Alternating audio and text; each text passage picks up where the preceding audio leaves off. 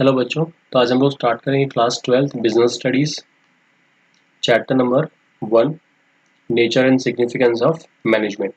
तो उसमें क्या करवाऊंगा, मैं आपको 25 क्वेश्चंस करवाऊंगा, जिसमें कुछ एमसीक्यूज भी हैं, कुछ फिल द ब्लैंक्स भी हैं, ट्रू और फॉल्स भी हैं, जो कि आपके एग्जाम में आते हैं 1 मार्क्स के। ठीक है, आपके एग्जाम में 20 क्वेश्चंस आएंगे 1 मार्क्स के, तो वो मैं आज करवा दूंगा आप लोगों को 25 क्वेश्चंस। चलो बात करते हैं बेटा क्वेश्चन नंबर 1 की।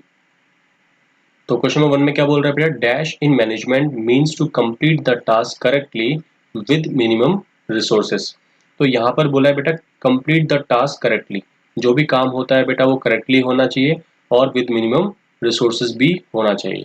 ठीक है बेटा, तो यहाँ पर आपके ऑप्शन है, ऑप्शन नंबर ए है इफेक्टिवनेस, बी है आपका efficiency, C coordination and D none of the above.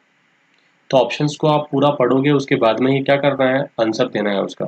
ठीक है, कोऑर्डिनेशन देखो आप, कोऑर्डिनेशन हो सकता है क्या, कोऑर्डिनेशन तो सर नहीं होगा, क्योंकि कोऑर्डिनेशन में क्या करते हैं हम लोग जो भी डिपार्टमेंट्स होते हैं या फिर जो इंडिविजुअल्स होते हैं उनकी एक्टिविटीज़ को क्या करते हैं, कोऑर्डिनेट करते हैं, सिंक्रोनाइज करते हैं। ठीक है, अच्छा इफेक्टिवनेस की बात करें तो बेटा यहाँ पर जो भी आपके गोल्स होते हैं बेटा उनको अचीव करने की बात बोली जाती है, जो भी टास्क होते हैं उनको कंप्लीट करना, लेकिन यहाँ पर मिनिमम रिसोर्सेज की कोई बात नहीं की जाती है, तो ये भी इसका आंसर नहीं होगा।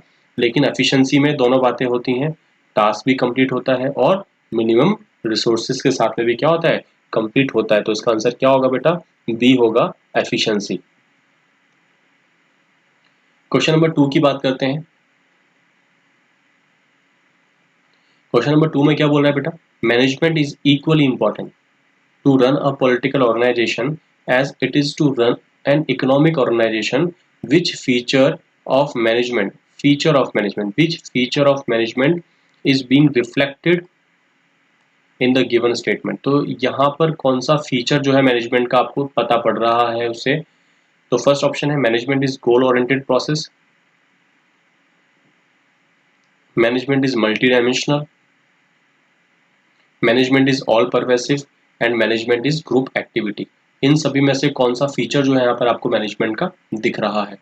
देखो आपने एक पॉइंट पढ़ा था कि मैनेजमेंट जो है आपको हर जगह पर काम आएगा, चाहे वो स्कूल हो, चाहे फिर वो कोई हॉस्पिटल हो, चाहे फिर वो कोई फैक्ट्री हो, हर जगह पर वो वर्क करता है, काम आता है। ऐसे ही यहाँ पर भी क्या बोल रहा है बेटा कि वो पॉलिटिकल ऑर्गेनाइजेशन के अंदर क्या होगा, इंपॉर्टेंट होगा। और कहाँ पर होगा बेटा, इकोनॉमिक ऑर्गेनाइजेशन में भी क्या होगा, वो इम्पोर्टेंट होगा। इसका मतलब वो हर जगह पर काम आता है, मतलब उसको हम क्या बोलते हैं, उसको हम बोलते हैं ऑल परवेसिव। तो मैनेजमेंट क्या होता है बेटा, वो होता है ऑल परवेसिव। तो इसका आंसर क्या है आपका, वो है आपका मैनेजमेंट इज ऑल परवेसिव। चलो नेक्स्ट क्वेश्चन की हम लोग बात करें। तो नेक्स्ट क्वेश्चन जो है आपका वो क्या है बेटा, सिंस मैनेजमेंट डील विद, जो मैनेजमेंट होता है बेटा वो डील करता है किससे, ह्यूमन बींग से और ह्यूमन बिहेवियर से। तो उसको हम क्या बोल सकते हैं, तो बेटा हम मैनेजमेंट को बोल सकते हैं कि मैनेजमेंट क्या होता है बेटा, management is an inexact science. आपने नेचर ऑफ मैनेजमेंट पढ़ा होगा, उसमें पढ़ा था बेटा आपने कि management as an art, management as a science and management as a profession. तो आपने देखा था उसमें कि मैनेजमेंट जो है बेटा वो साइंस नहीं होता है, इनएग्जैक्ट साइंस होता है। तो बेटा यहाँ पर आप क्या बोल सकते हो कि मैनेजमेंट क्या है, इनएग्जैक्ट साइंस होता है, क्योंकि वो ह्यूमन बींग्स पर डिपेंड नहीं होता है, क्योंकि ह्यूमन बींग्स का नेचर कैसा होता है बेटा, फ्लेक्सिबल होता है। लेकिन साइंस क्या बोलती है कि साइंस के अंदर क्या होते हैं, यूनिवर्सल वैलिडिटी होती है, वो जैसा यूएसए में है वैसा इंडिया में भी वो लॉ रहेगा। लेकिन यहाँ पर क्या होता है बेटा, मैनेजमेंट के अंदर जो है ह्यूमंस का नेचर क्या होता है, फ्लेक्सिबल होता है, जिन पर आप कोई भी चीज अप्लाई नहीं कर सकते हो। ठीक है, तो मैनेजमेंट क्या है बेटा, इनएग्जैक्ट साइंस होती है। क्वेश्चन नंबर 4 की बात करें, dash refers to the orderly synchronising the efforts of subordinates. जो भी आपके सबऑर्डिनेट्स होते हैं उनके एफर्ट्स को सिंक्रोनाइज करना है, to provide proper amount of timing, quality of execution. जो भी आपका काम है वो अच्छे से कंप्लीट हो जाए, टाइमली कंप्लीट हो जाए और क्वालिटी ऑफ वर्क जो है वो होना चाहिए उसके अंदर। तो हमने अभी ऊपर बात की थी इसके बारे में कि कोऑर्डिनेशन में क्या होता है बेटा, जो भी आपके काम होते हैं वो सब क्या होते हैं, कोऑर्डिनेट होते हैं एक दूसरे से, चाहे फिर वो डिपार्टमेंटल वर्क हो, चाहे फिर वो कोई इंडिविजुअल के एफर्ट्स हो। तो बेटा इसका आंसर सीधा सीधा आपको क्या लगाना है, कोऑर्डिनेशन ही लगाना है, क्योंकि यहाँ पर जो है प्लानिंग की बात तो हमने की नहीं है। ऑर्गेनाइजिंग की बात हमने यहाँ पर नहीं की है, तो यहाँ पर सिंपल सा इसका आंसर क्या आएगा, कोऑर्डिनेशन आएगा। कॉपरेशन तो आपने इसमें पढ़ा ही नहीं है चैप्टर में, फर्स्ट चैप्टर में आपका कॉपरेशन नाम की कोई चीज़ नहीं है, ठीक है ना। तो ये दोनों ऑप्शन जो है आपके रॉन्ग है, सी ऑप्शन जो है आपका क्या है, वो राइट है। तो इसका आंसर आएगा सी, कोऑर्डिनेशन। नेक्स्ट चलते हैं बेटा स्लाइड पर।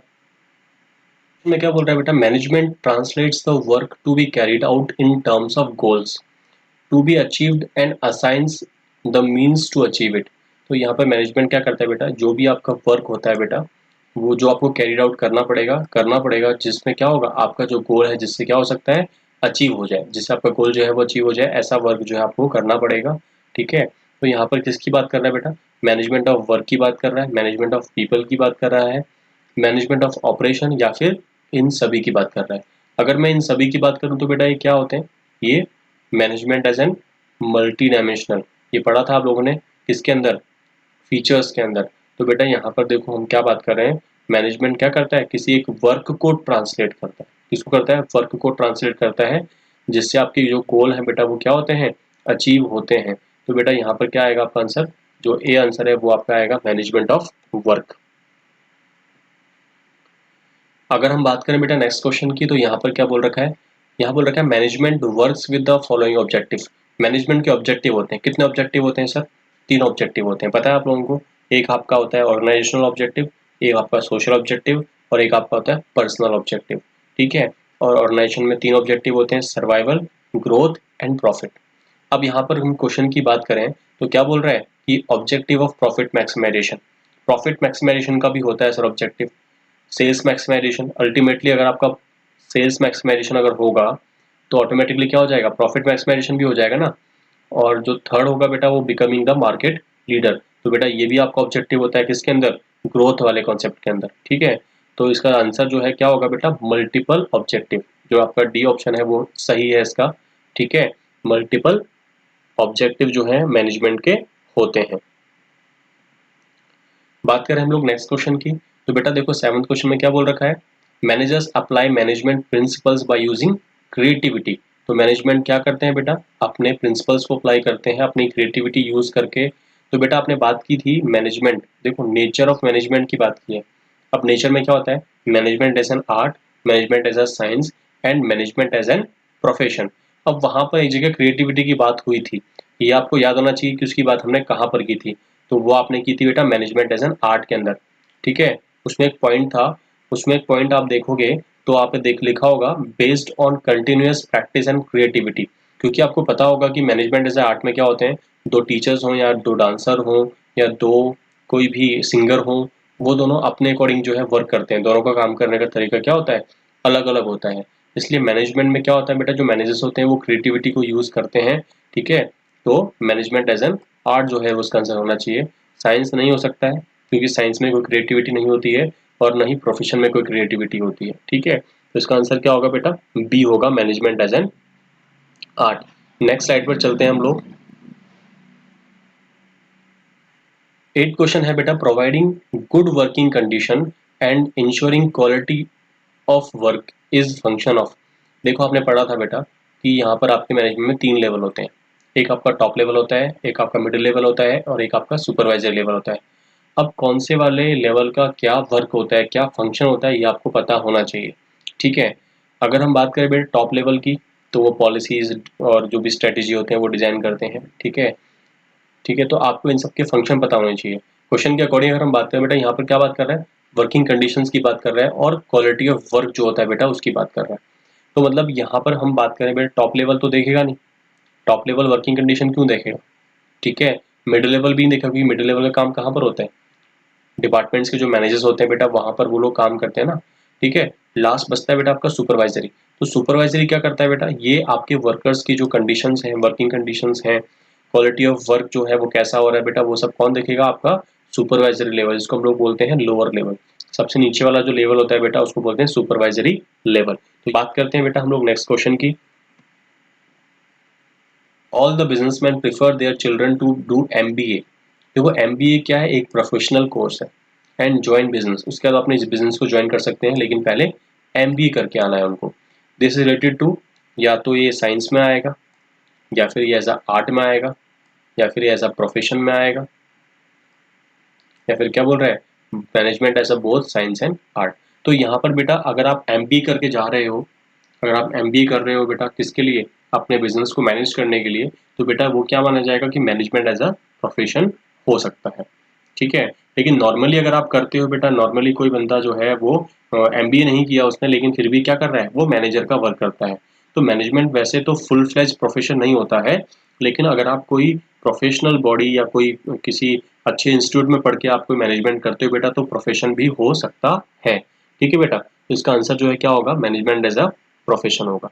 नेक्स्ट क्वेश्चन की बात करें, नेक्स्ट क्वेश्चन क्या बोल रहा है, managers must update and modify. Managers क्या करें, अपडेट करें और क्या करें बेटा, मॉडिफाई कर रहे हैं। Its objective from time to time is indicated in dash feature of management. जो आपकी फीचर ऑफ मैनेजमेंट बेटा उसमें क्या बता रखा है कि मैनेजर्स क्या करें, टाइम टू टाइम अपने जो भी ऑब्जेक्टिव्स हैं, अपने जो भी गोल्स हैं उनको अपडेट करें या फिर उनको मॉडिफाई करें। क्यों करें, क्योंकि बेटा आपको पता होगा कि जो मैनेजमेंट होता है बेटा वो डायनेमिक फंक्शन होता है, ठीक है। क्योंकि हमारे जो एनवायरनमेंट होता है बेटा वो डायनेमिक होता है, और एनवायरनमेंट के अकॉर्डिंग ही क्या करना पड़ेगा, आपको अपने ऑब्जेक्टिव्स को, गोल्स को चेंज करना पड़ेगा। तो मैनेजमेंट भी क्या होता है बेटा, एक डायनेमिक फंक्शन परफॉर्म करता है। तो आपका जो आंसर होगा इसमें क्या होगा बेटा, dynamic feature of management. Next question की बात करते हैं, increase in number of branches, number of product lines indicates that management is achieving dash objective. अगर आपकी ब्रांचेस बढ़ रही हैं, क्या हो रहा है, अगर आपकी ब्रांचेस इंक्रीज हो रही हैं या फिर आपके प्रोडक्ट्स बढ़ रहे हैं, तो क्या इंडिकेट करेगा, कौन सा ऑब्जेक्टिव, ऑब्जेक्टिव की बात कर रहा है, कौन सा ऑब्जेक्टिव यहाँ पर अचीव हो जाएगा बेटा, कौन सा, सोशल हो सकता है क्या, नहीं हो सकता, सोशल नहीं होगा सर। पर्सनल, पर्सनल तो एम्प्लॉय से रिलेटेड होता है सर, वो भी नहीं होगा। लेकिन यहाँ पर ऑर्गेनाइजेशनल जो है वो हो सकता है, क्योंकि यहाँ पर ब्रांचेस का बढ़ना, प्रोडक्ट्स का बढ़ना मतलब आपकी ग्रोथ होना। तो ग्रोथ जो है बेटा वो कहाँ पर होती है, वो होती है बेटा ऑर्गेनाइजेशनल ऑब्जेक्टिव में, या उसको बोलते हो इकोनॉमिक ऑब्जेक्टिव। क्या बोलते हो उसको, इकोनॉमिक ऑब्जेक्टिव। तो यहाँ तक तो क्लियर हो गए होंगे क्वेश्चंस। उसके आगे की हम लोग बात करते हैं, आगे वाली स्लाइड की बात करते हैं। चलो क्वेश्चन नंबर 12 में क्या बोल रहा है बेटा, when an organization is concerned about personal growth, किसकी बात करें, personal growth and development of employees, which management objectives highlighted, कौन सा यहाँ पर ऑब्जेक्टिव हाईलाइट किया गया है, अगर कोई ऑर्गेनाइजेशन पर्सनल ग्रोथ की बात करती है या फिर डेवलपमेंट ऑफ एम्प्लॉयज की बात करती है, तो कौन सा ऑब्जेक्टिव यहाँ पर बताया गया है आप लोगों को, organisational objective, personal objective, social objective and growth objective. इन चारों में से आपका आंसर क्या होना चाहिए, एम्प्लॉयज डेवलपमेंट की बात भी कर रहा है इसके अंदर, ठीक है। तो इसका आंसर जो होगा बेटा वो क्या होगा, पर्सनल ऑब्जेक्टिव, क्योंकि पर्सनल ऑब्जेक्टिव में क्या होता है, पर्सनल ऑब्जेक्टिव में ही बात करते हैं बेटा हम लोग एम्प्लॉयज के डेवलपमेंट की, ठीक है। तो एम्प्लॉयज का डेवलपमेंट यहाँ पर उनके फाइनेंशियल नीड्स को कंप्लीट करना है, सोशल नीड्स को फुलफिल करना है, ठीक है ना। और जो भी इनकी नीड्स होती हैं, उनकी जो ग्रोथ एंड डेवलपमेंट जो होता है, ठीक है ना, उनके बारे में देखते हैं। एम्प्लॉयज की ग्रोथ एंड डेवलपमेंट कहाँ होती है, पर्सनल ऑब्जेक्टिव में होती है। तो ये है आपका आंसर, पर्सनल, पर्सनल ऑब्जेक्टिव में क्या होता है, एम्प्लॉयज के बारे में जो है हम लोग बात करते हैं। तो इसका आंसर है बी, पर्सनल ऑब्जेक्टिव। 13 क्वेश्चन की हम लोग बात करें, it involves leading, influencing and motivating employees to perform the assigned task. तो यहाँ पर क्या बोल रहा है, लीड करना, एम्प्लॉयज को इन्फ्लुएंस करना और उनको मोटिवेट करना, ताकि वो क्या कर सकें, अपने जो टास्क है उसको परफॉर्म कर सकें। तो बेटा ये कौन सा फंक्शन है, देखो फंक्शन आपके 5 ही होते हैं। मैनेजमेंट में अगर फंक्शन की बात करेगा तो 5 फंक्शंस होते हैं बेटा। आपको पता है कौन कौन से फंक्शन होते हैं, planning, organising, staffing, directing and controlling. तो यहाँ पर कौन सा फंक्शन जो है वो अप्लाई होता है, बताओ आप मुझे। यहाँ पर कौन सा फंक्शन है, स्टाफिंग, स्टाफिंग तो नहीं होगा, क्योंकि स्टाफिंग में क्या होती है, रिक्रूटमेंट होती है। तो यहाँ पर रिक्रूटमेंट की तो बात नहीं कर रहे। प्लानिंग, प्लानिंग की बात भी नहीं कर रहा है, क्योंकि प्लानिंग में क्या होता है, फ्यूचरिस्टिक होता है बेटा, फ्यूचर की बात करते हैं, कहाँ पर है और कहाँ पर जाना है। डायरेक्टिंग की बात आप कर सकते हो, डायरेक्टिंग की बात कर सकते हो। कंट्रोलिंग में हम कंपैरिजन करते हैं, एक्चुअल परफॉर्मेंस को प्लान परफॉर्मेंस से कंपैरिजन करते हैं। तो ये आंसर भी आपका नहीं होगा। तो आपका आंसर क्या होगा इसमें, इसमें आपका आंसर होगा सी, डायरेक्टिंग। नेक्स्ट क्वेश्चन की बात करते हैं हम लोग, management can not be seen but it's presence can be felt. Management को हम देख नहीं सकते हैं, लेकिन उसकी जो प्रेजेंस होती है बेटा उसको आप फील कर सकते हो। ये आपका कौन सा कैरेक्टरिस्टिक्स बोलता है? Characteristics of management is highlighted in the above statement. तो बहुत सिंपल है, तो आप लोगों का ग्रुप एक्टिविटी की यहाँ पर हम लोग बात नहीं कर रहे हैं क्योंकि ग्रुप की कोई बात नहीं हुई है। डायनेमिक मतलब आपको मैंने अभी बताया था, डायनेमिक मतलब होता है कि चेंजेबल, जो क्या करते हैं, जो एक्सटर्नल सोर्सेज जो होते हैं, एक्सटर्नल एनवायरनमेंट में जो चेंजेस होते हैं बेटा उसको अडेप्ट करना है, ठीक है। उसके अलावा इंटेंजिबल आप बोल सकते हो, क्योंकि इंटेंजिबल क्या होता है बेटा, जो चीज़ आपको नहीं दिखती है। आपने पढ़ा होगा अकाउंट्स के अंदर इंटेंजिबल असेट्स, जिनको आप टच नहीं कर सकते हो, ठीक है, जिनको सिर्फ आप फील कर सकते हो। गुडविल, पैटेंट, कॉपीराइट, ट्रेडमार्क, ये आपके इंटेंजिबल असेट्स होते हैं।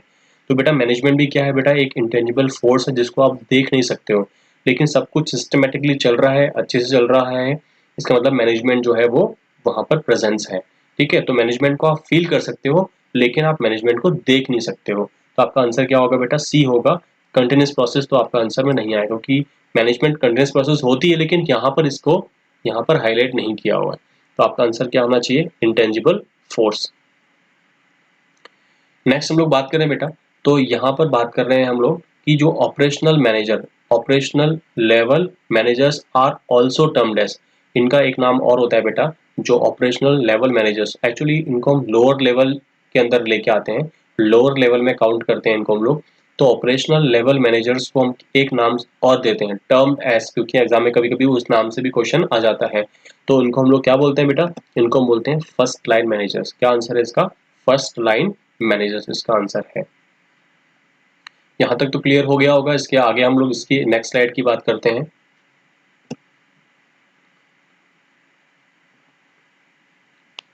तो बेटे साइंटिफिक प्रिंसिपल्स आर डेवलप्ड, देखो साइंटिफिक प्रिंसिपल्स जो होते हैं बेटा डेवलप्ड कैसे होते हैं, पता है आपको डेवलप्ड कैसे होते हैं?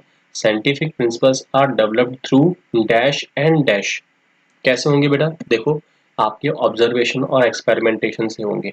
जो भी आपके साइंटिफिक प्रिंसिपल्स होते हैं बेटा, वो आपके ऑब्जर्वेशन के बेस पे होते हैं और एक्सपेरिमेंटेशन के जो है बेस पर आपके डेवलपमेंट होते हैं, ठीक है।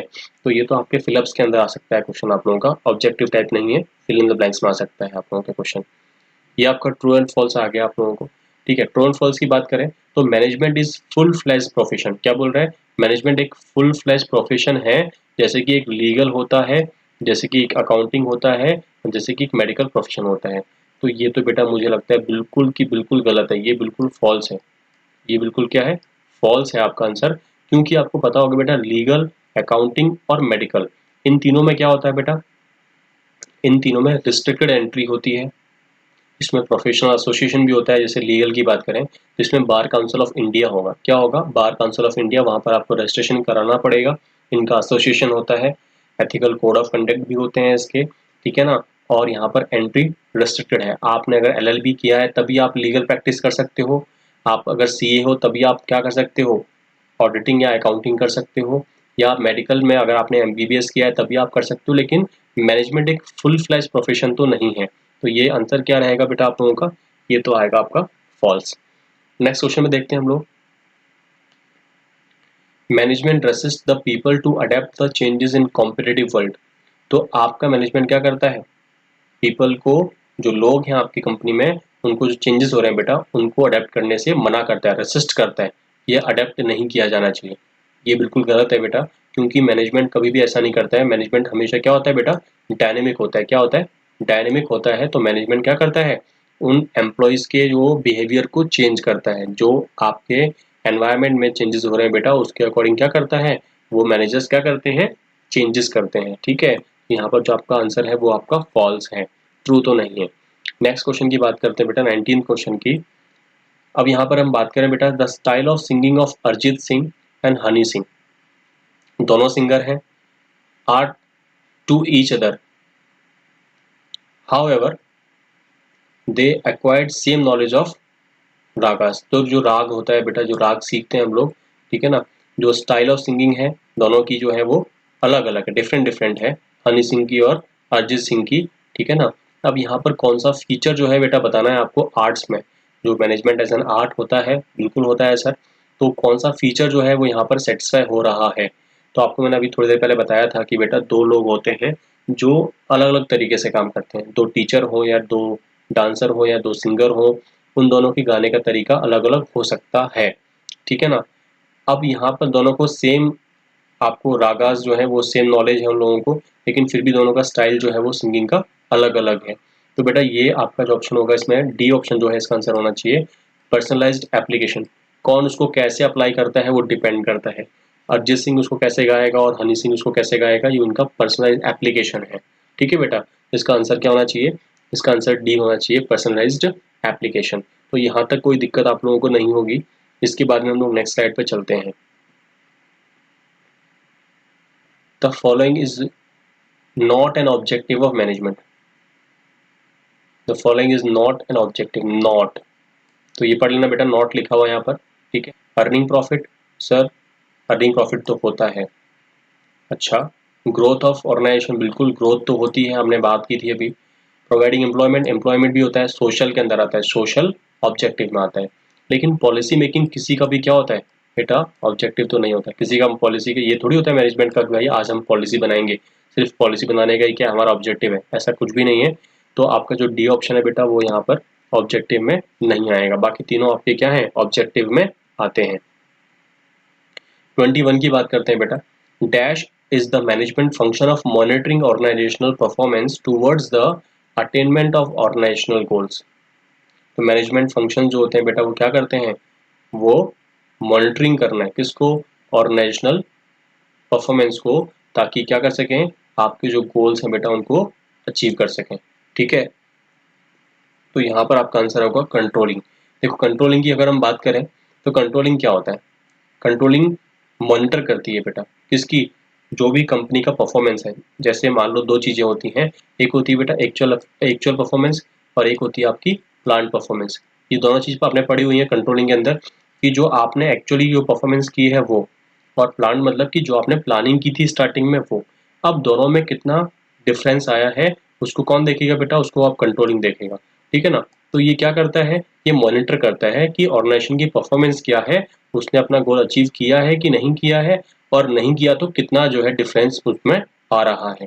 तो बेटा ये जो आपका आंसर आएगा इसका कंट्रोलिंग आएगा। नेक्स्ट हम लोग बात करते हैं बेटा, क्वेश्चन नंबर 22 की बात करते हैं। The authority responsibility relationship binds individuals as superior and subordinates and give rise to different dash in the organisation. देखो आपने देखा होगा कि हर एक कंपनी में एक क्या होता है बेटा, एक सुपीरियर होता है और एक उसके नीचे उसका सबऑर्डिनेट होता है। तो यहाँ पर ऑर्गेनाइजेशन में क्या होते हैं, अथॉरिटी और रिस्पॉन्सिबिलिटी रिलेशनशिप जो है बेटा वो एस्टेब्लिश होता है किसके बीच में, आपके सुपीरियर और सबऑर्डिनेट के बीच में। तो बेटा यहाँ पर क्या होगा, give rise to different levels, जो भी आपके लेवल्स हैं बेटा, टॉप लेवल, मिडिल लेवल और लोअर लेवल। तो जो टॉप लेवल होगा बेटा वो सुपीरियर होगा और मिडिल लेवल क्या होगा उसका सबऑर्डिनेट होगा। वैसे ही आपका जो मिडिल लेवल है बेटा वो सुपीरियर होगा किसके लिए, सुपरवाइजरी लेवल के लिए। तो यहाँ पर क्या होता है बेटा, लेवल्स ऑफ मैनेजमेंट होते हैं जहाँ पर अथॉरिटी रिस्पॉन्सिबिलिटी रिलेशनशिप को बाइंड किया जाता है, ठीक है बेटा। नेक्स्ट क्वेश्चन की हम लोग बात करते हैं, क्वेश्चन नंबर 23 की बात करते हैं। कोऑर्डिनेशन एक फंक्शन तो नहीं होता बेटा कोऑर्डिनेशन, क्योंकि फंक्शन में सिर्फ 5 फंक्शन है, प्लानिंग, ऑर्गेनाइजिंग, स्टाफिंग, डायरेक्टिंग और कंट्रोलिंग। कोऑर्डिनेशन फंक्शन नहीं होता है कभी भी मैनेजमेंट का। ऑब्जेक्टिव बेटा ऑब्जेक्टिव भी नहीं है कोऑर्डिनेशन, क्योंकि ऑब्जेक्टिव तो आपके 3 ही है, सोशल, पर्सनल और ऑर्गेनाइजेशनल।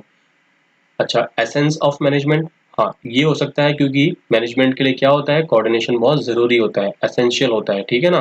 तो आपका आंसर क्या आएगा इसमें, आपका बी पॉइंट आएगा, एसेंस ऑफ मैनेजमेंट।